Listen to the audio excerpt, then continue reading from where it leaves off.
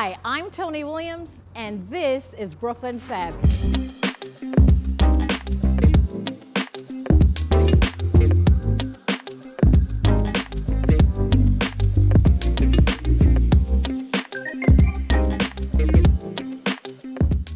Hi, I'm Toni Williams, and welcome to Brooklyn Savvy. Welcome to part 2 of the Black Tax Revisited with SHAWN Rochester and Colvin Granum.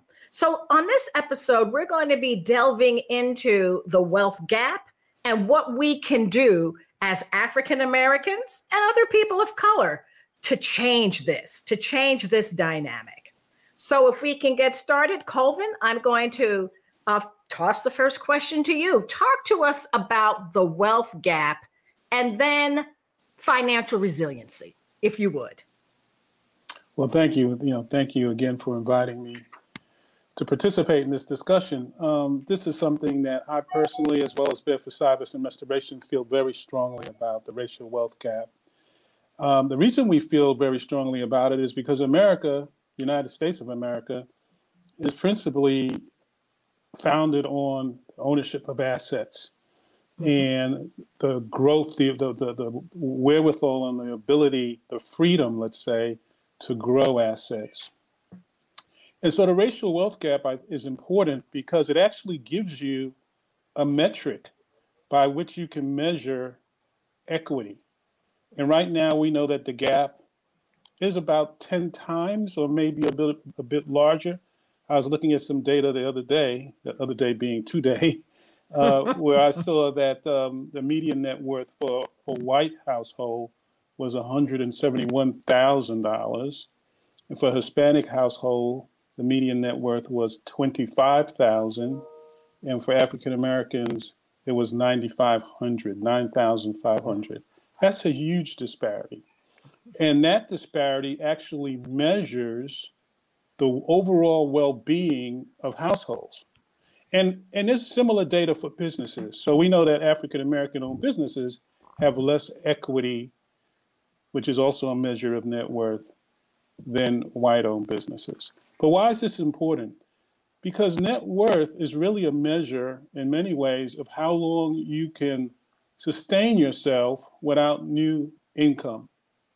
It is also a measure of how you can manage your household or your business through an economic crisis if there's a spike in expenses. But even more importantly, perhaps, it is a measure of your ability to take advantage of opportunities. We have to understand the issue. We have to educate people about the issue. People have to understand that the underpinnings of the issue is structural and intentional. Federal policy, private policy, all these things have come together to create this gap, which, as you can see, is tremendous.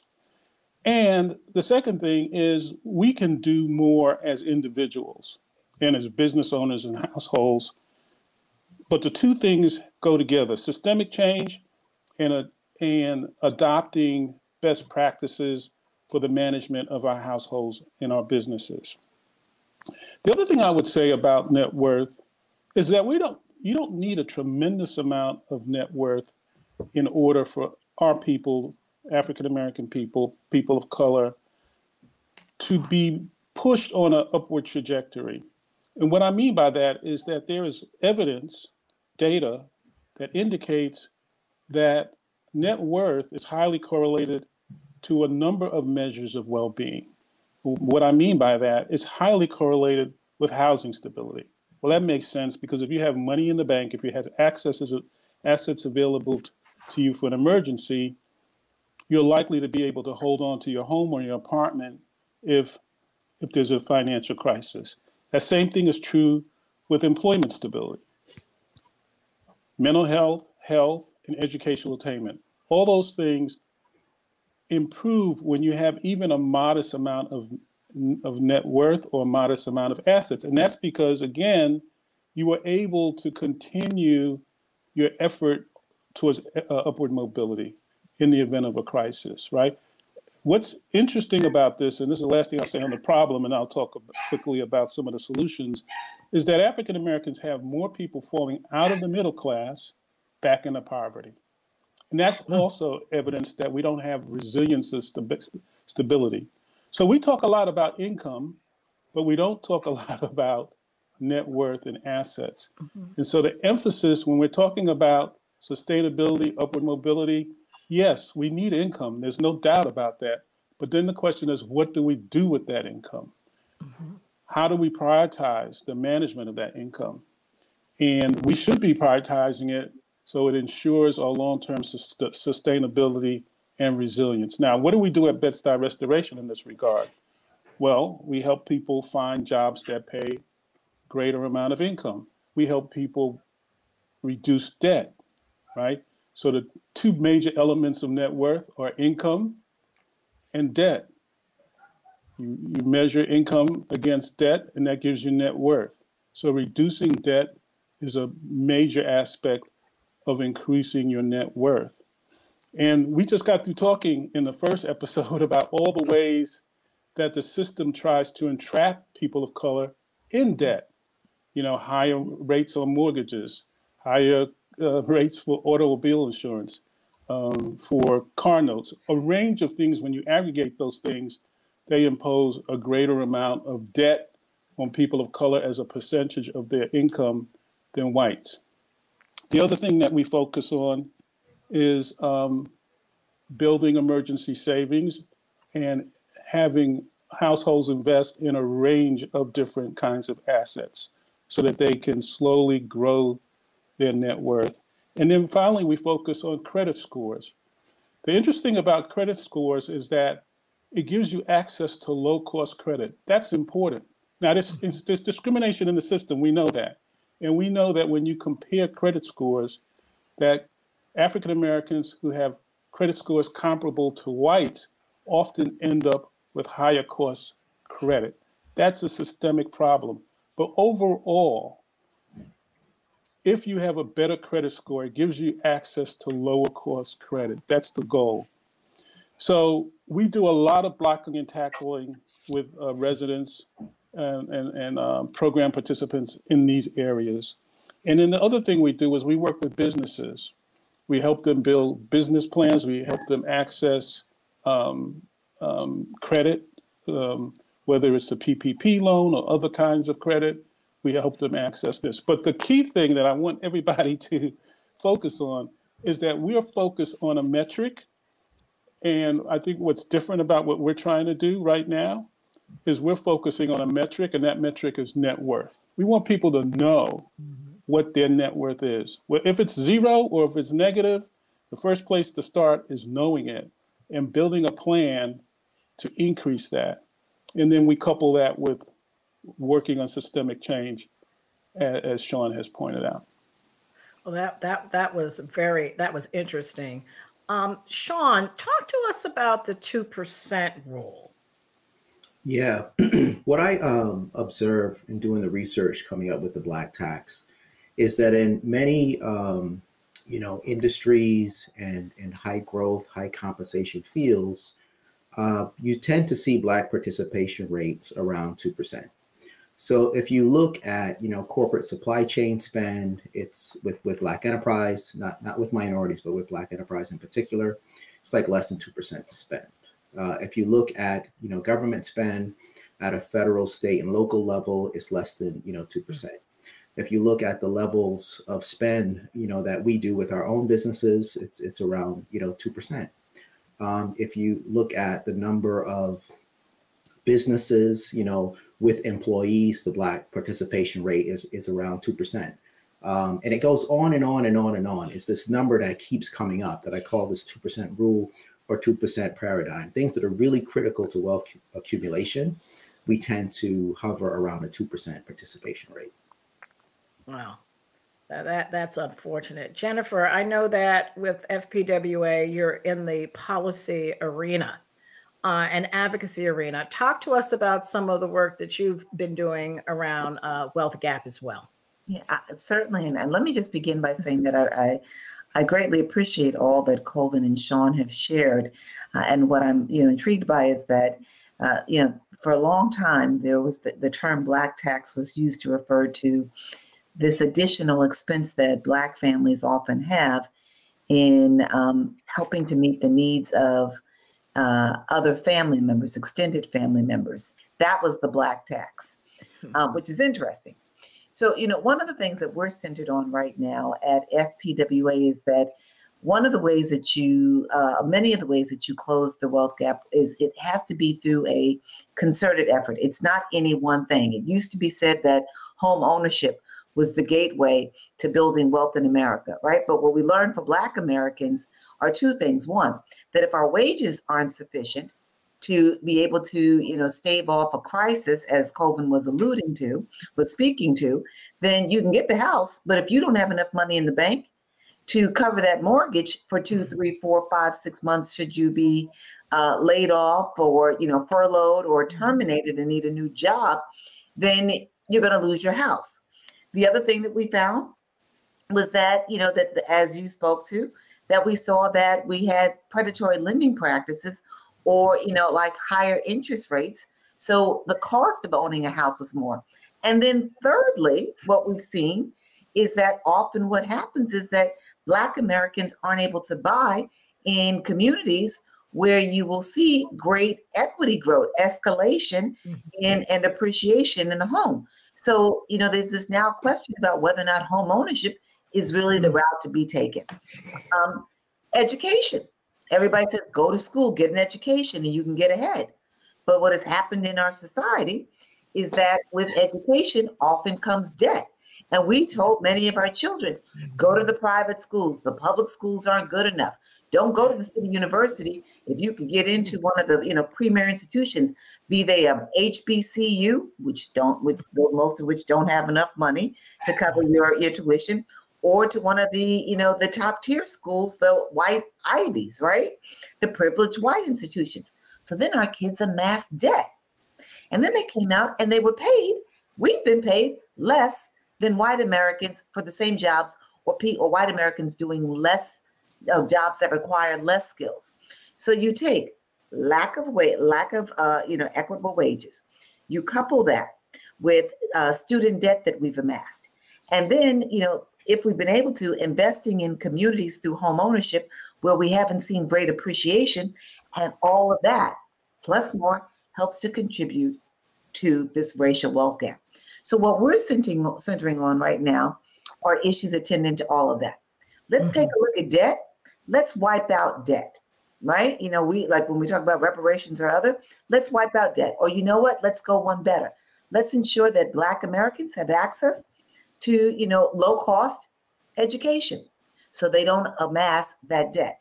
Then we look at wages and we say, we need to be fighting, not just for an increase in the basic minimum wage, but for prevailing living wages, that Black Americans be paid their worth, but at a minimum, a living wage. And then when it comes to home ownership, fighting for access to lending, like low interest loans in prime banks, where we're not being, hijacked, if you will. Our income is not being hijacked. So those are just some of the things that we're doing.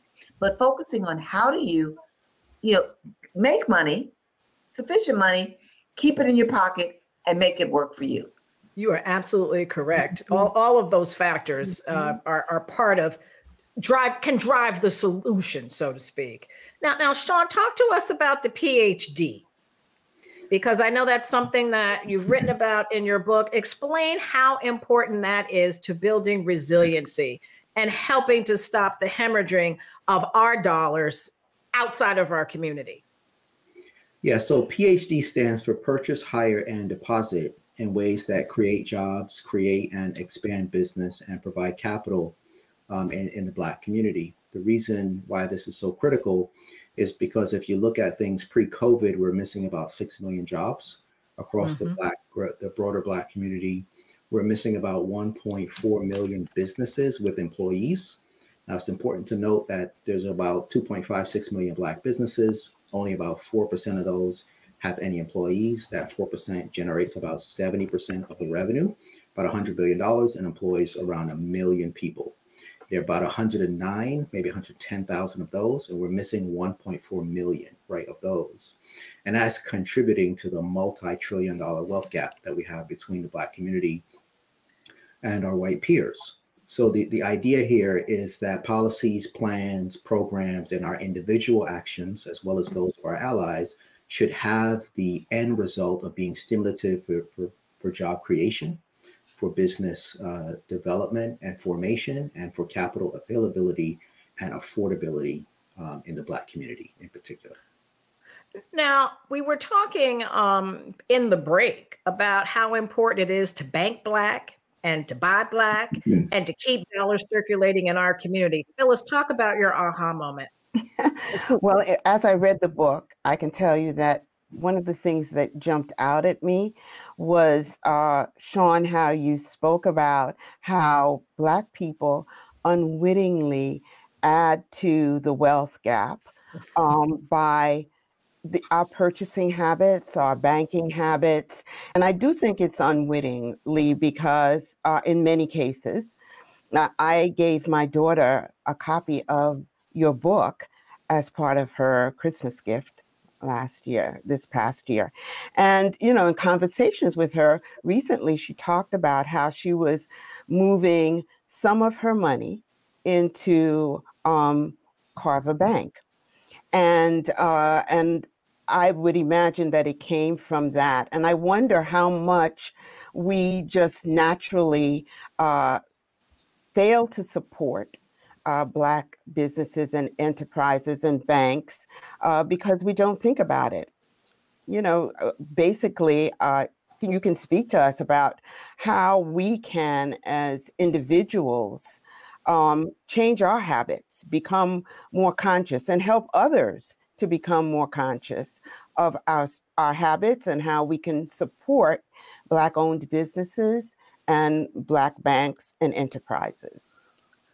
And not just us, everybody, right? Everybody, exactly. You know, because there's this whole issue too that's kind of embedded in this. It has to do with trust. You know, do we trust our banks?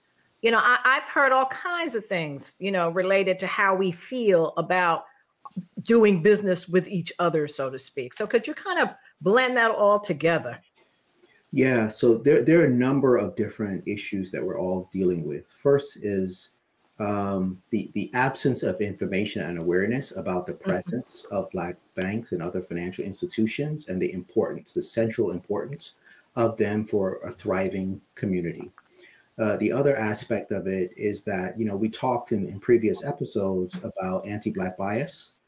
We talked about how high those levels are in the country, and those levels actually exist within us. So we have bias against ourselves.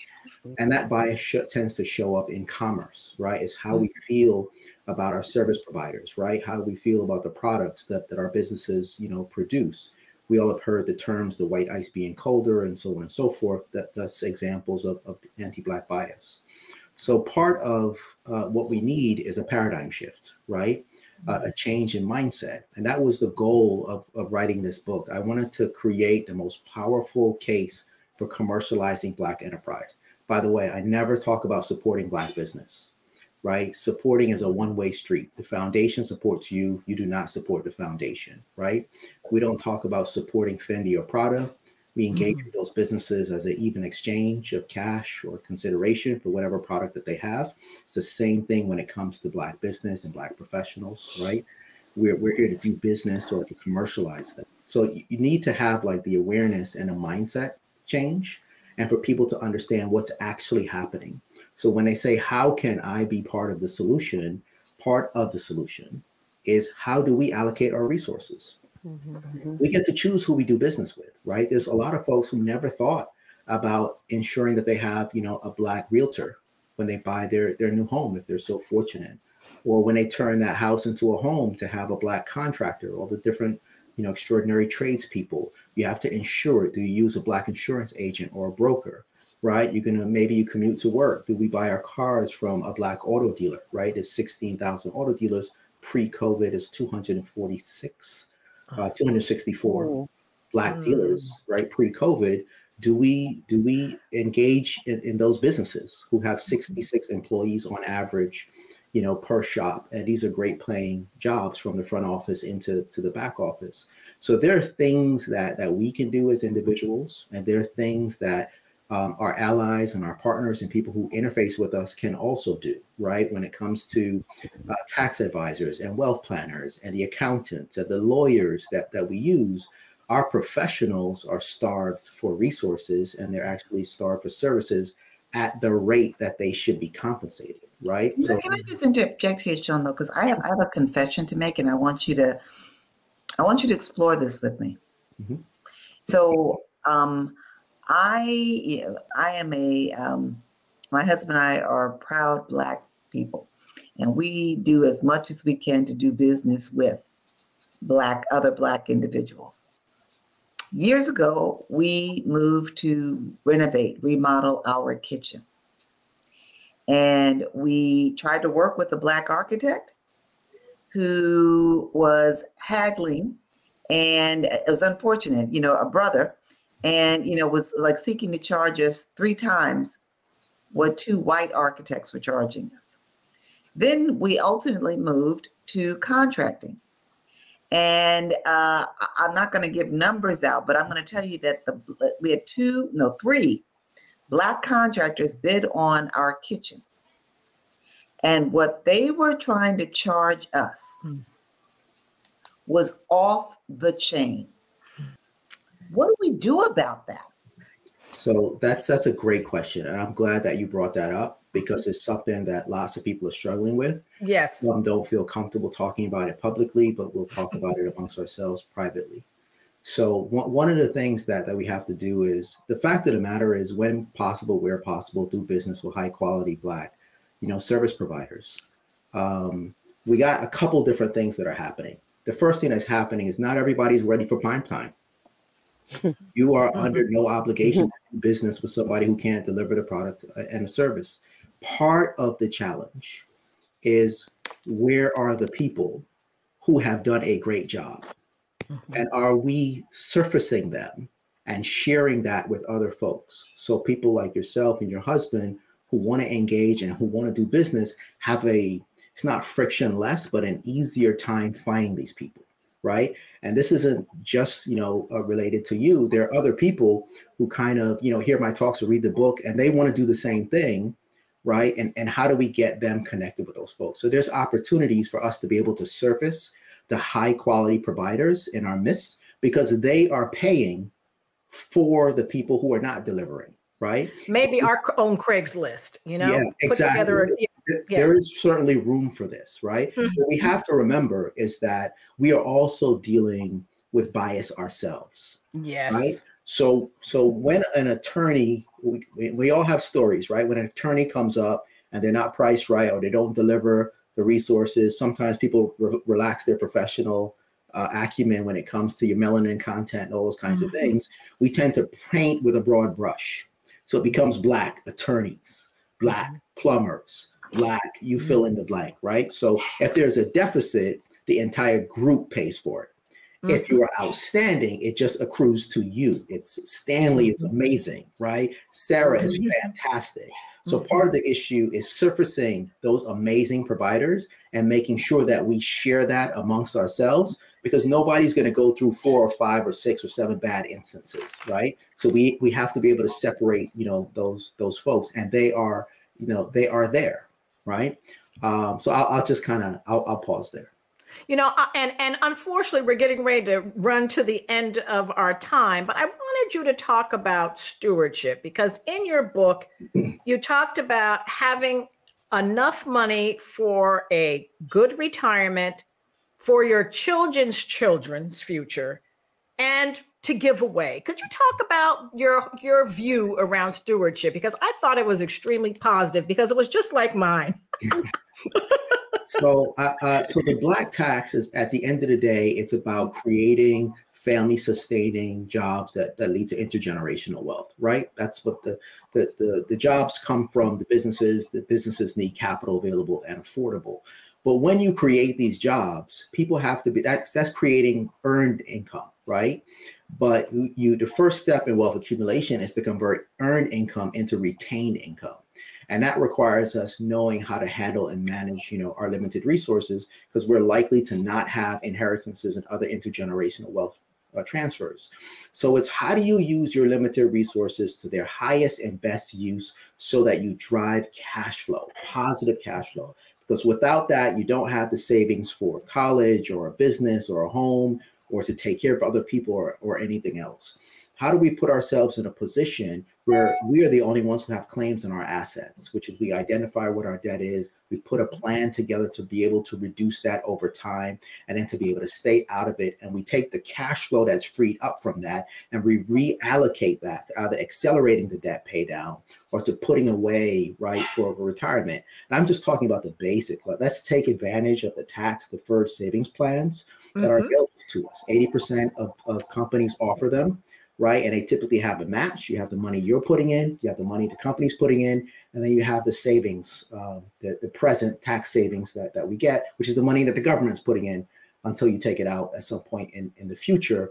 And that can put us in a substantially better place than we are now. Thank you so much, Shawn. Your work is incredible. I think everyone should get a copy and read it and understand it. And thank you so much, Colvin, for the work that you continue to do at Bedford-Stuyvesant Restoration Corporation in reducing the wealth gap. And thank you so much to my Brooklyn Savvy panelistas. And we will see you next time on Brooklyn Savvy.